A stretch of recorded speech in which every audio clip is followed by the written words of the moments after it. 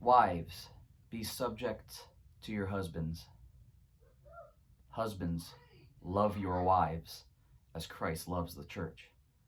People don't like saying that verse of how husbands should act.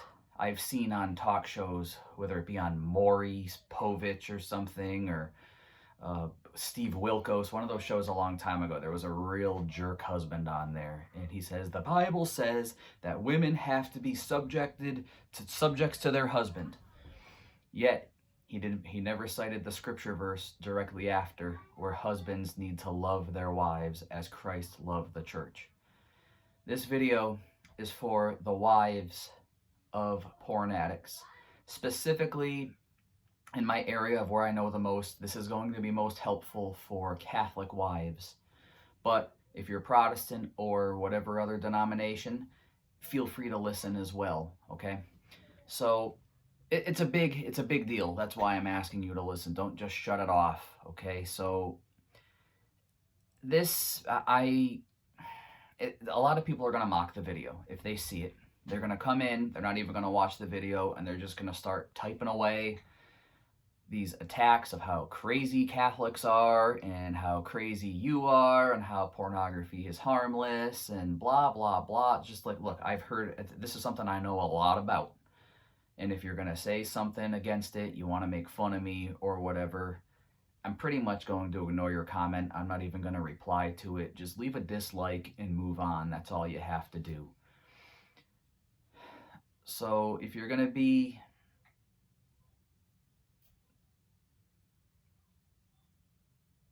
that way, maybe open an ear. Maybe it's pridefulness that's keeping you shelled up. We're gonna try to break that shell today. Okay, so I took notes on this video because I wanted to be thorough. I didn't want to miss anything because I've actually taken a long time, hearing God whisper to me to do a video on this, do a video on this. And the main reason is because I was a porn addict. I was a porn addict up to September 17th of 2011. I gave my life to Jesus Christ that day when I went to confession. The Bible came to life for me, the Gospel of John chapter 20 verses 22 and 23, when Jesus told his apostles, whose sins you forgive are forgiven them, and whose sins you retain are retained. He gave that power to the apostles, which has been handed on throughout the ages through Christ's true church, the Holy Catholic Church. That's why I believe that a priest is sitting in persona Christi. I'm not going to ask a person to forgive me of my sins. I'm asking Jesus through the person to forgive me of my sins, because Jesus said that that's how it works in John chapter 20. So let's see here. Saw a comment once. It was a Facebook comment that somebody says, is pornography harmful? Is it a sin? And when you have a lot of denominations of Christianity, there are going to be some that say it's not harmful at all. There was a person that said, porn is not in the Bible. Therefore, Jesus did not condemn it because he never said anything about it. Well, we're going to turn to Matthew 5:28 here. Jesus says, whoever looks at a woman with lust has committed adultery with her in his heart. Pornography is lust. We're going to be real about that. People aren't going on to it to be educated. People aren't going on to it to enjoy it or to use it for some beneficial thing in their life. There's lust involved, and that's actually you bringing lust into your life. So we're going to be real, and we're going to say pornography is lust. It's synonymous. Jesus knew what he was talking about, and this is why he talked about it. So those who say that pornography is harmless, well, for the wives watching this video who are having issues with their husbands watching this stuff and acting on the stuff, you're hurt. You're hurt by it.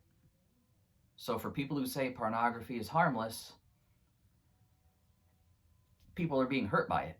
Wives being hurt by it, and there are even some wives out there that are addicted to the stuff too, and husbands are trying to help their wives as well, and that's why husbands have to love their wives as Christ loved the church. It's a tough thing.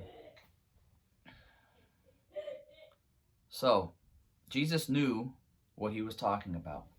The other thing with pornography too is, we're going to go, because you don't hear much about this aspect of it. It's not just about lust, it's about idolatry as well. When you keep turning to something aside from Jesus, you're making that thing a god. And when Jesus is asking you to follow the commandments, there are some really difficult ones that we have to follow, but we can't just follow the commandments that say, that makes sense, that makes me happy. He's telling us some really hard ones too that are going to make us happy as well if we can take up our crosses daily and follow him. And pornography is idolatry. You're going to this thing every single day to go get your happy feeling. I understand that. And it's going to take taking up the cross to be delivered from that. So for the wives, I'm going to give you some free resources here and some free advice here. I'm just trying to explain to you, I know what's going on. I understand what you're feeling. My wife went through it as well. And I'm here to tell you that there is hope for you. So you need to understand how pornography works. A lot of it has to do with who are you hanging out with. If you can talk to any of your friends and say that you're being hurt by porn, you need friends that are going to understand you and that are going to agree with you. If you're going to have friends that are saying it's no big deal, all guys do it, just leave your husband alone, don't nag him, those aren't good friends for you. They're not giving you good advice.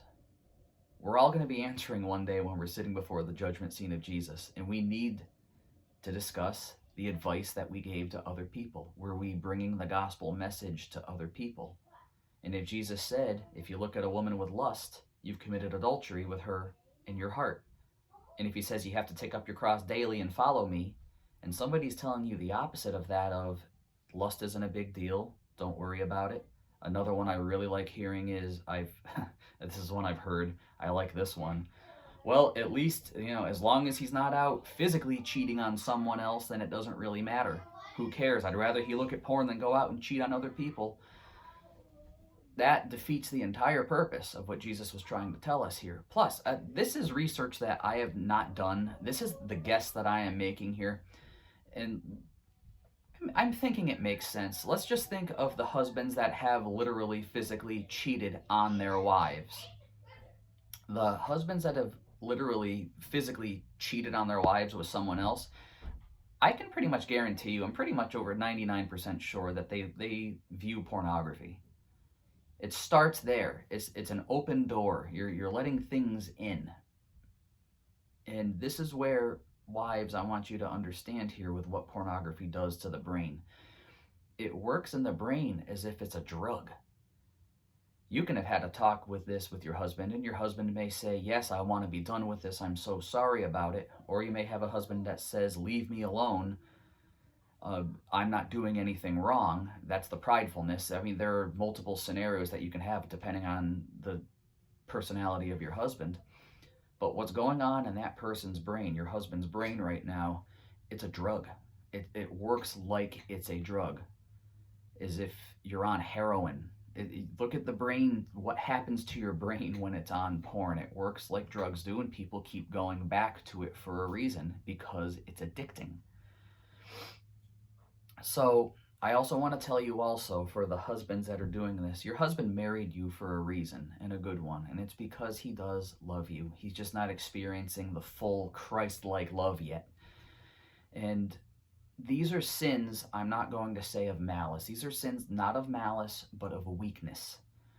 Malice would be, I'm doing this to get at you because I hate you, and I'm going to do this just to hurt you. These are sins that deep down they know something is wrong. God has written this on our hearts that we are supposed to be with one person, one woman, one man, one woman. You're with one person when you're called to the married life.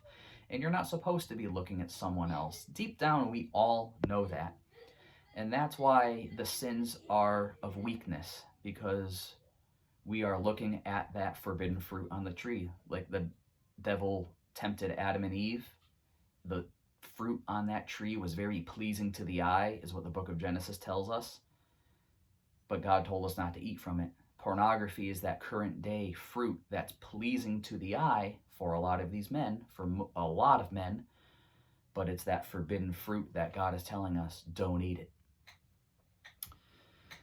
So when you have a talk with your husband about this, and you may have already done this, expect pridefulness from them. We don't like being told that we're wrong. We hate it. Nobody likes being told what they're doing is wrong, especially when you're grown up. You're not in school anymore, and teacher's not telling you that you have a detention after school because you did this wrong or you were misbehaving. This is something of, I'm a man, I can do what I want, don't tell me what I'm doing is wrong, even when they know they're wrong. It's pridefulness. That's what it is. Scratch the surface of any sin, and it's always pride. There's always an excuse for it. And you have to look at the greatest conversion stories in the church, whether Catholic, Protestant, or whatever.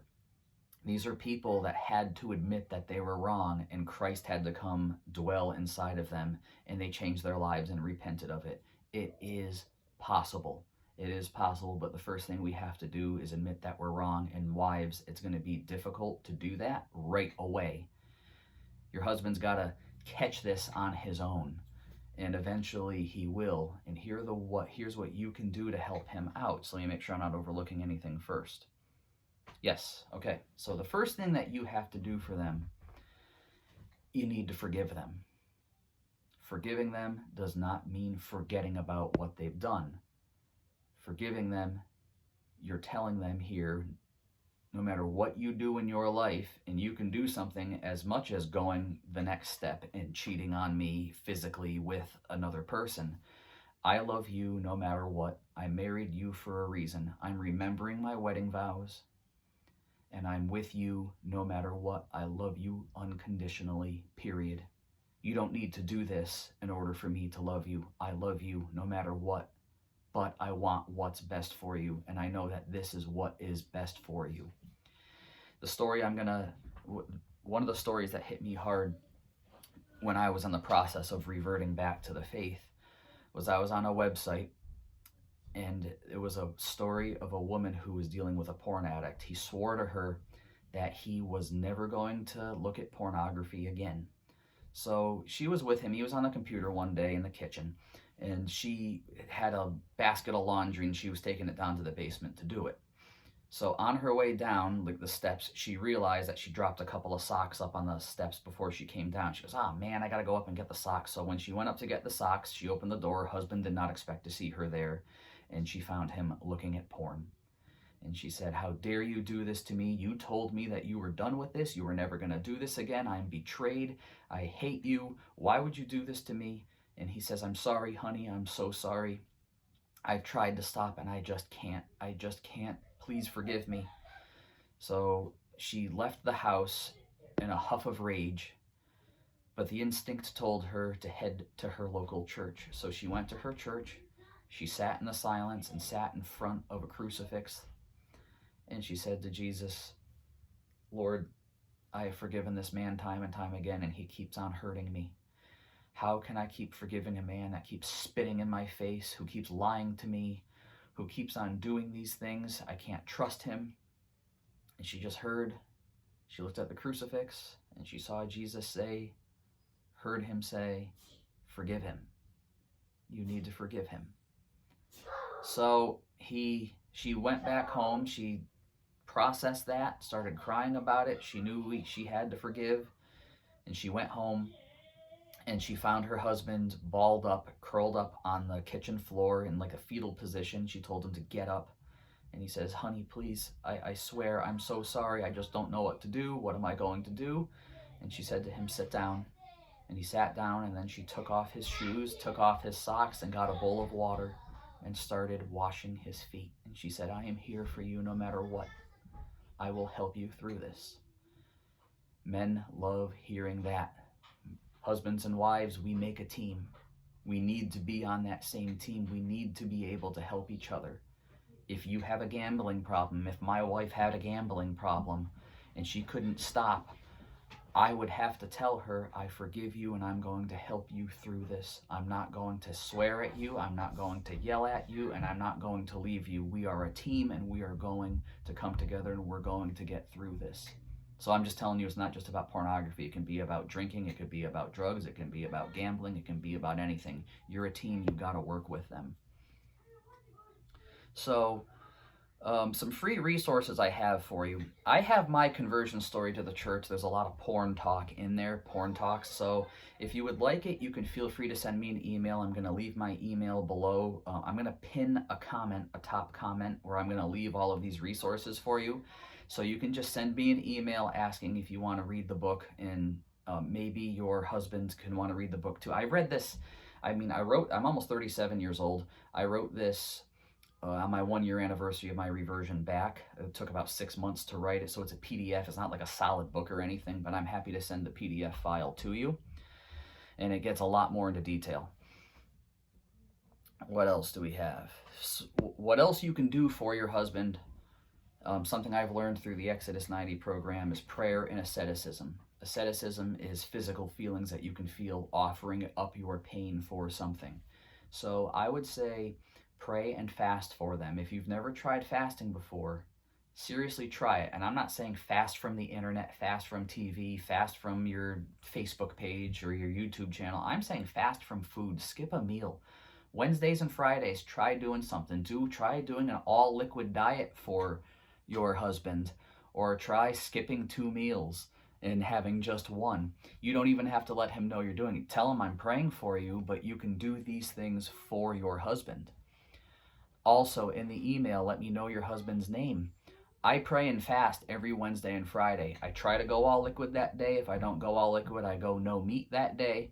Give me your husband's name, and I will take a Wednesday or a Friday, and I will pray for your husband by name and offer the sacrifices for him. Also, what you can do is, if you don't pray the Rosary, pray it every day. Learn the Rosary. Learn the Rosary. It is a meditation that brings you into the gospel to really teach you how to love. The mysteries of the Rosary are beautiful. It brings you right into the heart of Scripture. It is a Bible on a string. Pray the Rosary every day for your marriage. Not just your husband, but for your marriage. That way you have the graces also. Grace is something that we get that we don't deserve. That's a good thing. And God has given the grace to you already. It's already there. It's a gift freely given. Use it. Pray the Rosary. I'm going to also leave you a page that I went to that helped me out. It's from the website CatholicBible101.com. That's a good page for your husband to read when the pridefulness goes down, on how to overcome pornography. It gives some good resources in there. And I would also say, look at these 2 books. I'm going to use my Kindle here for you to show you. Kindle is an awesome thing. These are really cheap on the Kindle, these books. But Integrity Restored by Matt Fradd. These are couples who have overcome pornography.